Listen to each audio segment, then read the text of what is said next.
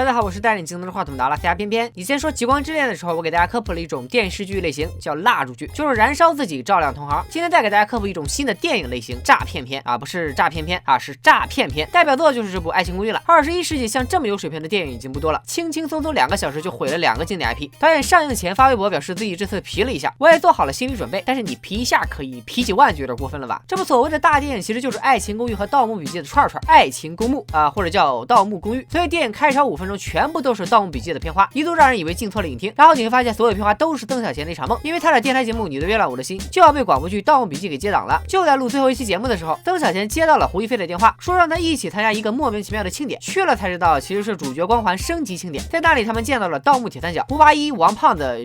吴邪、王胖子、张起灵。因为挖坟太辛苦，3个人的主角光环即将耗尽，这次庆典就给他们颁发了新的主角光环，然后就被曾小贤给偷了。爱情公寓的6个人带上了主角光环，来到了盗墓笔记的世界。好了，接下来的剧情就跟爱情公寓没有半毛钱关系了。这里提一嘴啊，导演真的很聪明，既然大家都说他广告太多，那就把盗墓笔记世界全他喵的装上大型广告牌，这样就能名正言顺、光明正大、臭不要脸的打广告了。咱们接着说剧情，吴邪的二大爷最近弄了个盗墓装备公司，想让吴邪给自己打广告。其实二大爷的真实目的是想知道云顶天宫青铜门的秘密啊！如果这些看不懂，说明你并不是盗墓笔记的粉丝，反正导演和编剧也没指望你们能看懂。吴邪只有尽快找到召唤护灵之魂的方法，才能阻止二大爷。但由于没了主角光环，吴邪就被二大爷洗脑后抓走了。另一边的张起灵为了救好基友，找到公寓6人组，准备杀他们，拿回主角光环。在胡一菲高跟鞋和平底鞋随意切换的攻势下，双方达成协议，一起去救吴邪，顺便找到护灵之魂。公寓6人组换上了 cosplay 的服装，在不知道有没有版权的情况下，分别扮成了古墓丽影里的劳拉、加勒比海盗里的杰克船长、饥饿游戏里的凯特尼斯、合金装备里的 Snake、自杀小队里的小丑女，以及夺宝奇兵里的印第安纳琼斯。所有人来到二大爷的发布会，准备救吴邪。曾小贤和吕子乔误进了一个球里，这个球不光是二大爷做的第1代人工智能装备，还是这部电影里的演技担当，以下就简称球球。二大爷宣布吴邪会驾驶第2代装备去踏平云顶天宫，为表决心，准备当场销毁球球。球球一听这还得了，奋起反抗，和第2代装备正面刚，救走了包括吴邪在内的所有人。剧情主线的当务之急是要先二大爷一步赶到青铜门，并找到唤醒护灵之魂的方法。结果在路上，曾小贤和王胖子就坐着球球被迫和大家分开了。虽然在墓里被奇怪的生物袭击，但因祸得福找到了护灵铠。成功逃脱以后，突然响起了熟悉的 BGM， 另一边的人也能听到这个 BGM 就算了，大家居然猝不及防的同时蹦起了迪。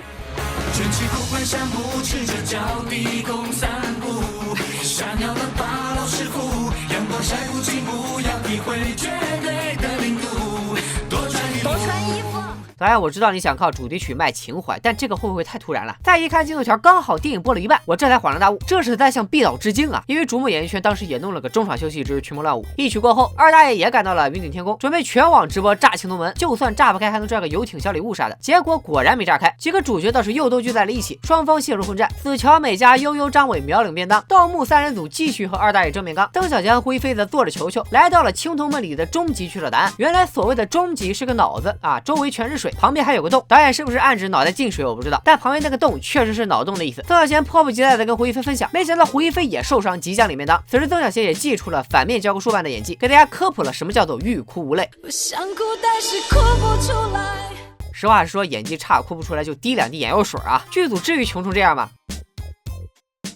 最后，曾小贤抱着胡一菲跳到了那个洞里，代表着他们填上了南派三叔的脑洞。就这样，所有爱情公寓的主角都变成了护灵之魂，6个人每人穿上了一部分护灵铠 ，cos 了一波复仇者联盟，成功干掉了反派。电影的最后，曾小贤醒了过来，原来这一切的剧情都只不过是大家做的同一个梦。你没有听错，国产恐怖片都不屑使用的套路，他们居然还在用。可以说，这个世界上本没有爱情公寓电影版，但是主创们看有钱可捞，便有了这部圈钱大作。因为之前能查到的备案信息是，这部电影的名字是《新次元冒险家》，所以网上有一种观点，本来这部电影跟爱情公寓没有半毛钱关系，只不过是请了几个爱情公寓的主角加盟罢了。后来成片效果不好，害怕票房不接，于是补了开头和结尾，把演员名字改成了情景剧里的名字。新次元冒险家摇身一变就成了爱情公寓大电影。我个人认为这种说法是不成立的。看过电影的人都很清楚，这部电影从立项开始就是想拍一个电影版的爱情公寓，而且当时立项的时候应该是16年。盗墓笔记因为网剧啊、电影啊热度很大，所以他们就想做一个关于盗墓的番外篇，蹭一波热点，这样就可以同时忽悠2大 IP 的粉丝贡献票房了。之所以备案叫新次元冒险家，偏偏猜测有2种可能：第一，可能和剧方那边的版权问题纠缠不清，所以避开爱爱情公寓这4个字，免得项目胎死腹中。第二，有可能只是单纯为了保密，其实备案时片名和上映时的片名不一样，这个在业内是比较常见的。比如我不是药神之前备案的名字是印度药商，一出好戏之前备案的名字是狂想曲。估计爱情公寓片方也没想到，等18年上映时，《盗墓笔记》热度已经下降，所以他们决定放弃盗米，主攻爱情公寓的粉丝。于是渲染的时候也主打爱情公寓，故意隐瞒盗墓的元素，反而最后被骂是挂羊头卖狗肉的诈骗片，可以说是聪明反被聪明误。这部电影确实不好看，但是现在豆瓣2.8的低分，更多的是观众表达自己对剧版抄袭问题以及电影版货不对版问题的愤怒。咋说呢，都是片方自己做的呗。补充一句给更精满啊，我可不是给爱情公寓洗白，只是实事求是的表达自己的看法。最后再来盘点一下电影里那些让大家似曾相识的元素吧，是不是抄袭我说了不算，有专业的司法机构去鉴定。第一代装备球球的外形酷似《星球大战》里没了脑袋的 BB-8， 第二代装备很像逆战里的逆战机甲，登场时的 BGM 来自环太平洋，空手接白刃和最后的脑洞灵感应该是来源于10万个冷笑话。子乔和美嘉在墓里见到的猫头鹰很像犬夜叉里的极乐鸟。最后主角们的团战可以说是超级英雄和网络游戏的混合体。今天就说到这里吧。假如爱情公寓欺骗了你，不要悲伤，不要心急，以后不看不就完了？